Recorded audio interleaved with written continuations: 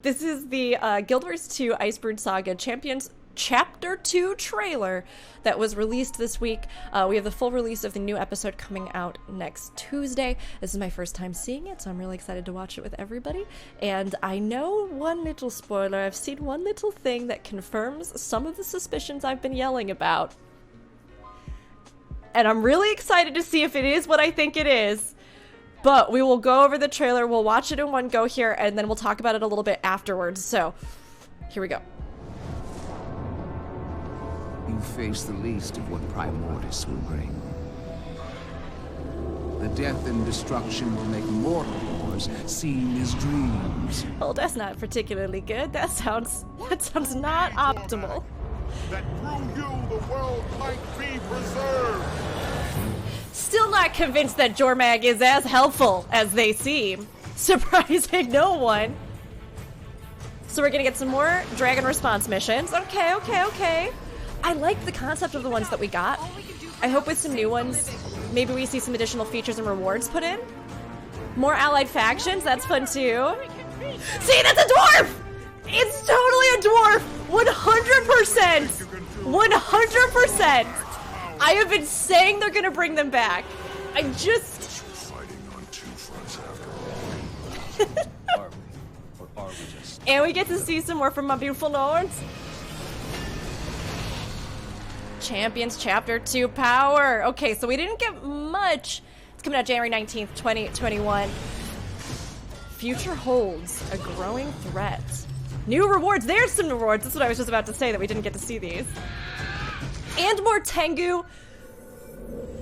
The thing is, I just don't know if we're gonna get Tengu as a playable race in the new X-Pack. There's nothing that says that we will. There's no precedent for it. You know what I mean? They have been featuring in a lot of the trailers recently, the Tengu. We've seen like a shot of the Tengu. And whether that's just because they're gonna be like, hey, in Cantho, we're gonna see the Tengu more, we're gonna interact with them more, but we even have like, you know, the vendor, we've got these new connections into the Tengu where this little part of me is just still nursing hope that we're gonna get our bird race, you know what I mean?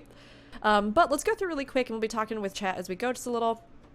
To work through and kind of see what's going on, because there were a few things that I do just want to like eyeball in slow motion. So we go do it in slow motion here. I mean, all of the stuff on fire, but then we also, yeah, we get to see these kind of scenes here where there's ice descending on stuff, which is interesting because here, you know, it's like, let's do this. It's going to be preserved, we're going to take care of it, but this cut of like the Svanir encroaching upon the settlement, could it be that they just come in to be helpful? Something tells me no. Something tells me not so much. Veiled, it does look awesome, honestly. More Tengu NPCs, please and thank you. So they come across, let's just take a quick look. Also, the Icebrood Saga logo is really good, too. And even from the get-go, before anybody knew that, like, Primordius was going to be in on this, the fact that it had that bit of red, that bit of blue, fire and ice, like, the themes have been there since the beginning of the prologue, but we just... People were like, maybe, maybe not. I was over here like, I'm convinced Primordius is going to be a player, but nobody was totally sure. So, these are the new dragon response missions. It looks like we have some dwarven architecture. We're underground. That's also pretty cool. We've seen some different, you know, dwarven facilities, buildings, underground structures. We've had some puzzles and things in them, which also was kind of, I kept being like, they don't bring the dwarves back. Something's gonna happen. I don't know what it is. But we know that those other ones may be under the power of Primordius. Here we see, again, Sons of Svanir, who do look like, let's see. We're fighting them. We are fighting them, so whether or not they are just acting against Jormag's control or Jormag is doing this, I don't know. All we can do for now is save the living. I mean, they're definitely... And there it is! There it is! I mean, that looks like an animated stone dwarf to me. Am I wrong in this? Because that, to me... If you look at, like, the staff with the same kind of knotwork and the same kind of, like, the little insignia at the top, which we've seen in like Dwarven ruins. The stature, the size, the fact that the skin looks like it could either be icy or it could be stone, right? Primordus versus Jormag might be similar to Zamoros versus Kadim. I mean, it's possible, and it could be that whichever one, we just don't know what the full extent of intention is here, right? Like, it could be that they're both just trying to destroy the other so that one can rise to power and then consume everything else. It could be that Jormag is being benevolent in some way or is actually interested in peace in some way, but has been really bad at it. Just so bad at communicating their feelings that they, oh, whoopsies, accidentally made a whole bunch of people cannibalize each other. What a weird thing that happened, because they're definitely not evil, right? Yeah. So, I don't know if that's gonna be the case. It's just kind of tough, because part of me was hoping that we might be moving towards some kind of peaceful-esque reconciliation with the dragons, or at least having the champions who could be sort of facilitators with them and give them a mortal perspective and create, you know, I guess an order between mortal and immortal with the dragon sort of lifespan that would allow for understanding between both, since we know the destruction of them is not good. But I don't know if that's what we're heading towards. It doesn't feel like it, to be completely honest. It feels more like they are going to either destroy each other or we're going to have to destroy them, right?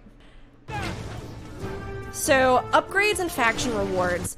This is interesting to me. I mean, I'm curious to talk about this more as we actually hop into game today, but this is interesting to me because I don't really know if the factions matter that much at this point. To me, at least, it doesn't feel like they do. To me, it just felt like, well, if you didn't have people to take into the other Dragon Response missions, you could use the factions and they can help you.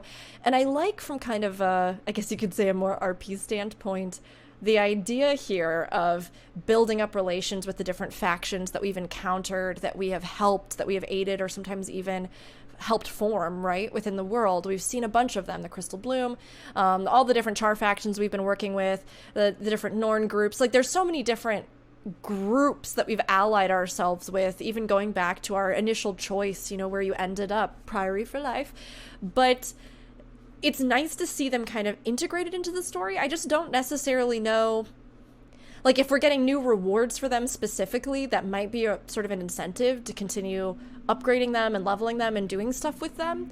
If there's like special outfits or cosmetics or weapons that you can get from them that's sort of stylized, but otherwise it seems kind of strange to like put in this mechanic but maybe not have something for it long term. So all of that said, I don't totally know where they're going with the faction kind of stuff, but because we did have, at least in Guild Wars 1, factions being a thing that was a big part of Cantha, and obviously the entire sort of installment that was released there, it could be that this is a precursor to some kind of faction mechanic that we'll also have that they're bringing back from Guild Wars 1 into Guild Wars 2 with our new expansion. So there's that too. Maybe this is just them troubleshooting it.